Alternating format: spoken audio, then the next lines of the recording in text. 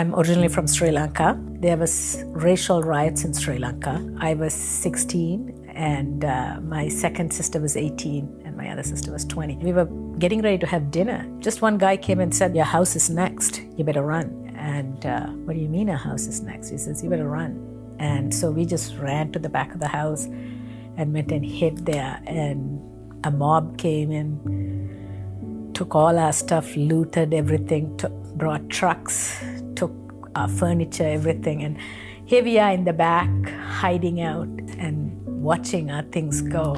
After a couple of hours, they set the house on fire, and we had a gas cooker, and so it just burst and burned the house down. One of our neighbor boys came and said, "You better run, because there is a mob of 10 to 15 men who are looking very specifically for the 3 girls to rape." We started running around 6:30, and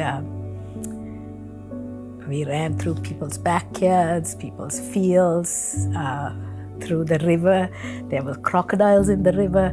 And I remember my dad saying, "There are crocodiles. We all know there are crocodiles in there because we've all seen them all the time." And my dad saying, "I don't know whether we should." And my sister said, "Dad, I'd rather get caught to the crocodiles than to these men." So we crossed the river, our shoes were gone while we were crossing. We had to run through fields, and it was a scary experience because there was a curfew, so you couldn't go to the streets because you would be shot and killed.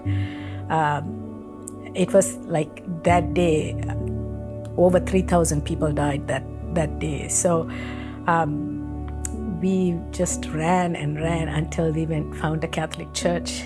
The thugs were around outside and we were hiding. It was just, like I said to you, like if you had watched the Hotel Rwanda, that's what happened. Even the next day, the police chief comes in and he says, the morning came, there were hundreds of people in the church, all in the same place as us. He said, "Oh, you guys are not safe here." And he said, "Especially the girls, women are not safe."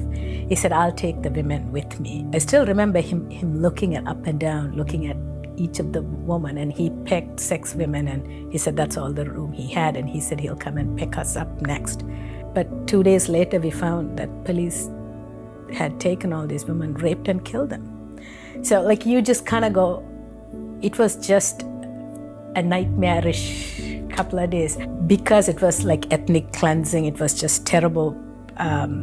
Canada opened a special program. So we came to Canada, and there was in a church, this small group of people, they were trying to find furniture and beds and sheets and cutlery and all that kitchen stuff for us to help us settle. And then at the end, they said, "We have a Bible study. Would you like to come?"